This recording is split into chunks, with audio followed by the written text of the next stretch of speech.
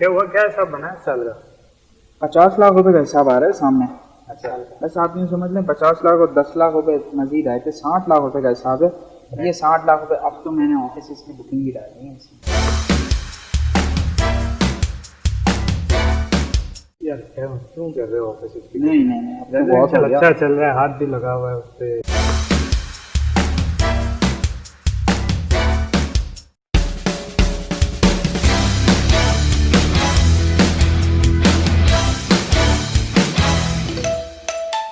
Residential में हमने जो पिछले साल यूनिट्स बुक करवाए थे कुछ भी नहीं हुआ उसमें। हमने वो तो हम गलत लोकेशन गलत बिल्डर के हाथ में फंस गए थे, वरना उसमें तो ऐसा था कि यार वो तो बस पैसा रिकवरी करके बाहर ही है ना। इसके बाद हमने दोबारा कई प्रोजेक्ट्स में काम किया, उसमें अच्छा रिटर्न आया।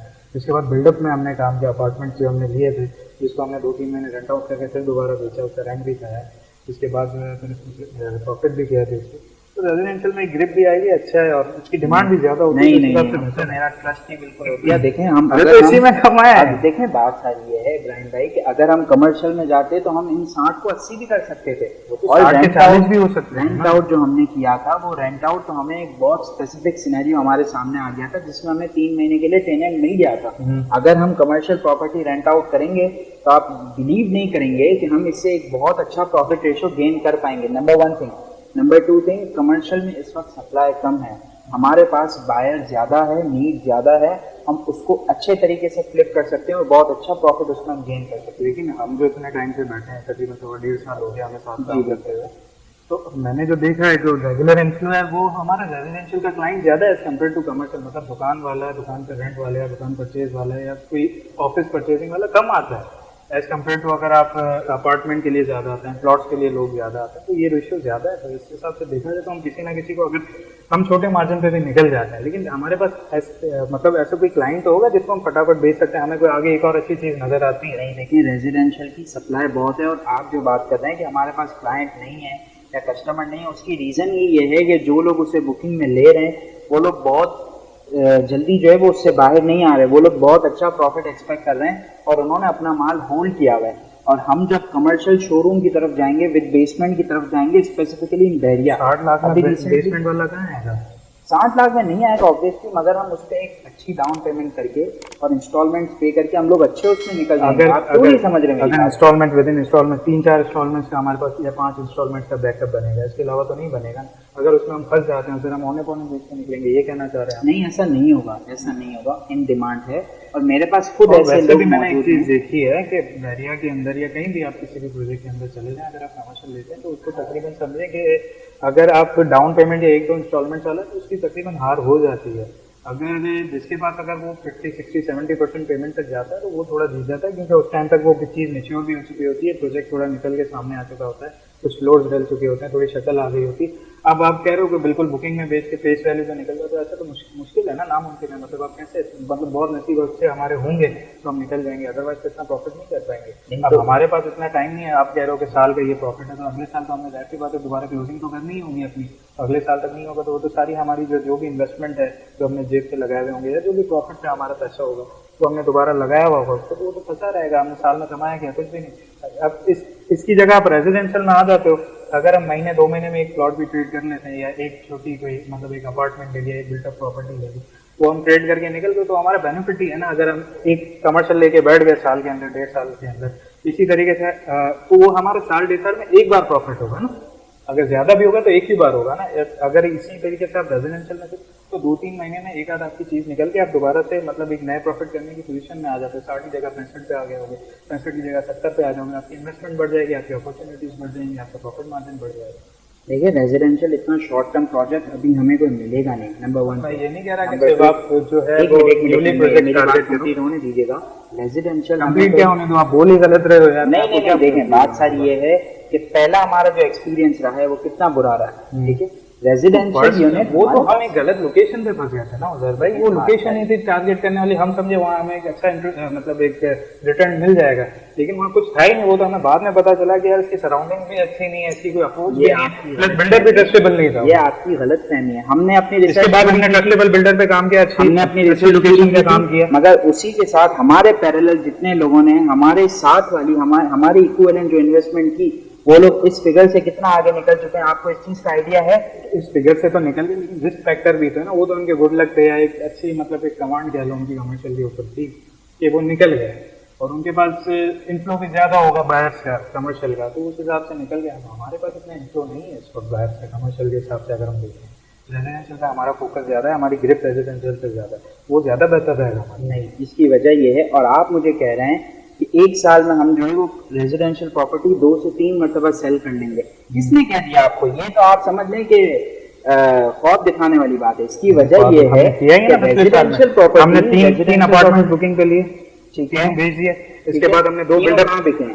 तीनों 2 बिके हैं, एक ही अभी जो है वो पेमेंट आना बाकी है, तो वो भी अभी जो है वो हमारा मामला बीच में अटका हुआ है कि वो चुका है ना, बिकेगा अब या वो उसकी नहीं पेमेंट बिकेगा। आएगी तो वो तो जाते बातें ऐड ही होगी। देखिए हमने रेजिडेंशियल का एक्सपीरियंस कर लिया, अब आप कमर्शियल का एक्सपीरियंस करें। और आप मेरी बात को याद रखें, अगर आप कह रहे हो कि हाई राइज की तरफ या हम किसी हाई राइज में अगर बुकिंग करवा ले तो हाई राइज को तो अभी बहुत बड़े चल रहे हैं, आप कैसे करोगे? बहुत बड़े चल रहे हैं, इसीलिए तो मैं कह रहा हूँ कि रेजिडेंशियल हाई राइज की तरफ नहीं छोटी की तरफ हम तो छोटे छोटे कमर्शियल हम हैं ही प्रोजेक्ट छोटे प्रोजेक्ट वाले। कमर्शियल प्रोजेक्ट है वो कमर्शियल उनका पूरा है, लेकिन हम तो रेजिडेंशियल है।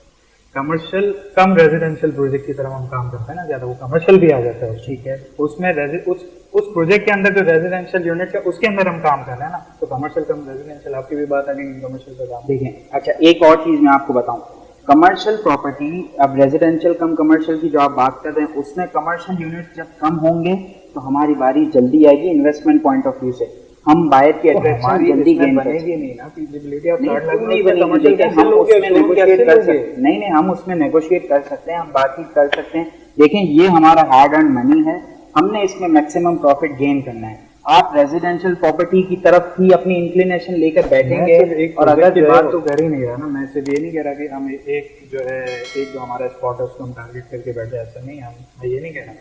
नहीं तो उसमें तो हमने देखे, ये तो once in a blue moon case होता है कि आपने बहुत नीचे में कोई सौदा उठा लिया और वो बहुत इतनी बहस करवा रहे हो मुझसे यार, मशीनें छूट गए। वो तो देखें आपने, आपके छूट नहीं है क्योंकि मैंने तो अब कमर्शियल में इन्वेस्टमेंट करनी है। अरे ये इस तो पैसे को नहीं, इस पैसे को मैं कमर्शियल प्रॉपर्टी में ही लगाऊंगा। अच्छा एक और बात, अब जो मेरे जहन में जो एक आइडिया है इब्राहिम भाई, बड़ा अच्छा आइडिया है, वो ये कि हम जो है वो इन ऑफिस की बुकिंग में या इन शोरूम्स की बुकिंग में पैसे डालकर वहां पर कोई अच्छा बिजनेस एस्टेब्लिश करके उसी बिजनेस को along with the premises, along with the furniture and all of the infrastructure, हम उस बिजनेस को फ्लिप कर सकते हैं और उसमें हमें बहुत अच्छा रेवेन्यू गेन होगा। Literally I am saying it कि हमें बहुत एक अच्छा एक्सपीरियंस हमारा है। तो हम इसमें भी कर सकते हैं कि 40-45 लाख रुपए का प्लॉट लेके उसको बुकिंग पे भेज दो, बुकिंग पे भेज दिया, आपके पैसे भी खुले हो जाएंगे, कंस्ट्रक्शन के पैसे भी आते रहेंगे, आपका 1-1.5 साल के अंदर, 1 साल के अंदर आपका कंप्लीशन टाइम है, आपके पैसे भी नहीं, ऐसे भी तो पॉसिबल है ना। तो आप एक कोई प्लॉट या छोटा बेंगलो बना के भी तो बेच सकते हो ना। आप क्या समझते हैं, हम 125 गज का प्लॉट लेते हैं और उस पर विला कंस्ट्रक्ट करते सेफ हैं। इन्वेस्टमेंट की बात कर रहा हूँ मैं, रिटर्न ऑन इन्वेस्टमेंट की बात कर ही नहीं रहा हूँ। कमर्शियल की रिटर्न ऑन इन्वेस्टमेंट ज्यादा है,